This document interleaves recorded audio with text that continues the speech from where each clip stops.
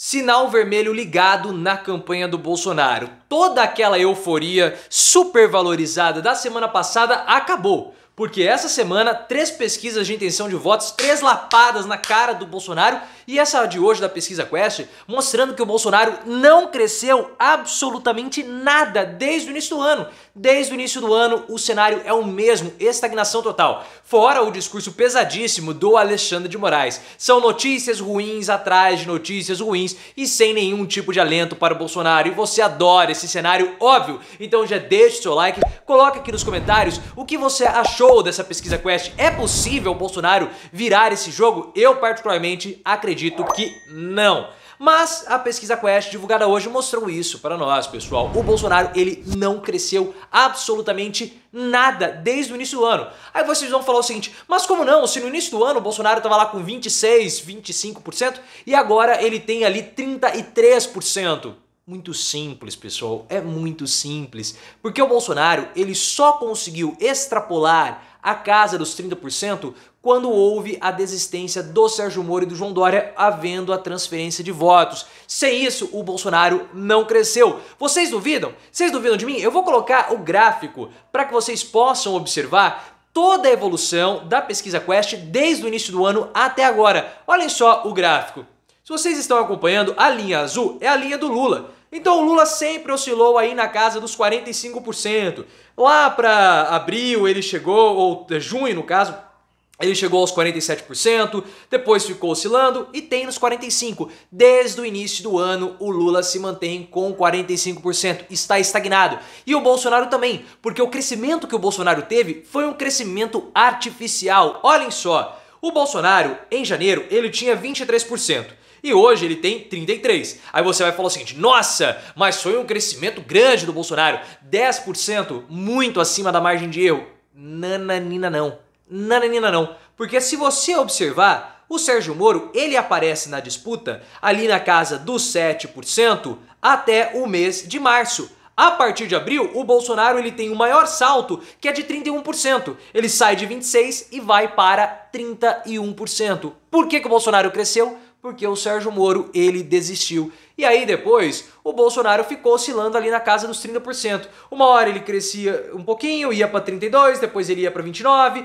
depois ele ia para 33%. Sempre oscilando 2 pontos para mais ou para menos dentro da margem de erro. Ou seja, esse é o público do Bolsonaro. Desde o início do ano, ele não cresceu, muito menos o Lula caiu. Então eles estão estagnados e o cenário caminha para o pleito agora em outubro em total estagnação. Você tinha percebido isso? Você tinha visto essa análise? Se você não tinha visto, você tem que se inscrever no canal agora. E essa pesquisa da Quest mostra, é um banho de água fria para o Bolsonaro, muito mais do que a pesquisa do IPEC, que foi divulgada ontem. A pesquisa do IPEC, eu fiz até um comentário, que não tinha como nós avaliarmos se a pesquisa havia sido boa ou ruim para o Bolsonaro, nem para o Lula, porque nós não tínhamos embasamento de comparação. Como aquela havia sido a primeira pesquisa do IPEC, o antigo Ibope, divulgada, nós não tínhamos como olhar para trás e ver as oscilações. Eu fiz o comentário da pesquisa do IPEC, o link vai ficar aqui no card, mas da Quest dá para ver. Então, desde o início do ano, Lula e Bolsonaro não oscilam, eles ficam sempre ali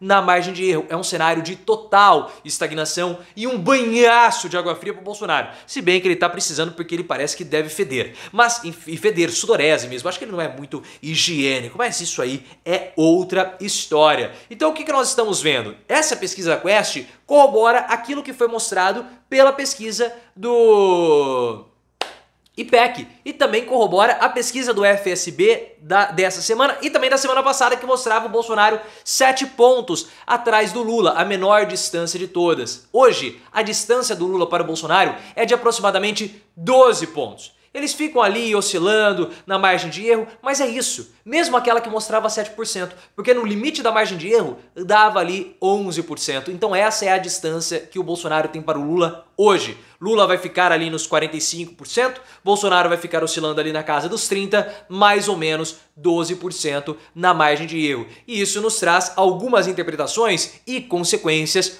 muito interessantes. A primeira delas, pessoal, é que o Auxílio Brasil ele pode ser que não tenha, de fato, pode ser que ele não traga os benefícios que o Bolsonaro espera que ele traga. E por que eu estou falando isso? Porque se o Bolsonaro ele não cresceu desde o início do ano, o único crescimento dele foi por conta do Sérgio Moro, da desistência do Moro, então aquela redução do ICMS que culminou na redução do preço dos combustíveis não teve impacto algum nas intenções de votos para o Bolsonaro. Foi um impacto que quando você olha para o longo prazo, não teve, porque é uma oscilação comum. E nós tínhamos avaliado no resultado da pesquisa da FSB do BTG que aparentemente o desempenho ou o benefício da redução do ICMS e da redução do preço dos combustíveis havia se esgotado. Nossa, mas o cara tá passando aqui fazendo barulhão, peço desculpas por isso. O benefício havia se esgotado.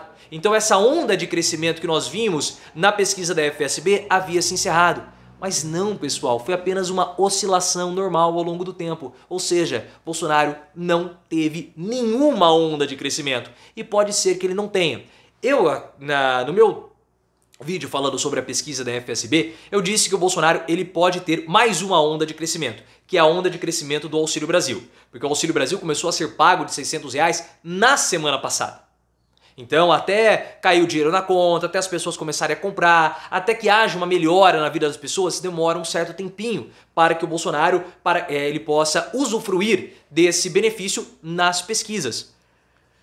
Mas talvez não tenha isso aí, hein? Talvez não ocorra. Porque se nem o benefício, se nem a redução do preço do combustível teve impacto nas pesquisas, por que agora isso vai ter?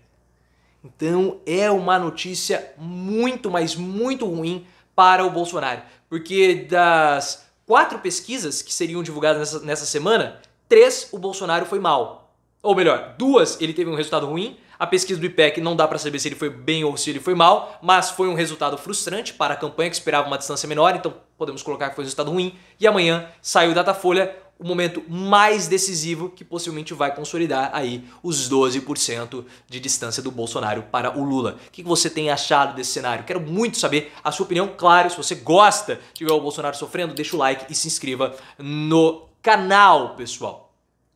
E aí, o que também acontece, uma das justificativas para isso tudo, é que se você for pegar o público que o Bolsonaro ele quer conseguir alcançar, que é a população mais pobre, de uma faixa de renda mais baixa, os beneficiados pelo Auxílio Brasil, quando você olha a redução da taxa de inflação para essa população foi muito baixa.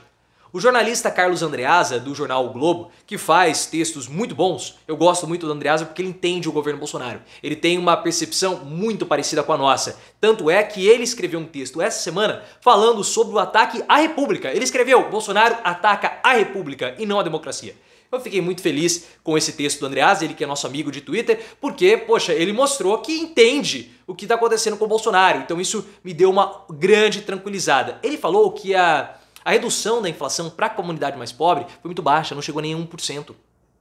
Então isso é ruim, porque a população não consegue sentir na pele a redução do preço, principalmente dos alimentos.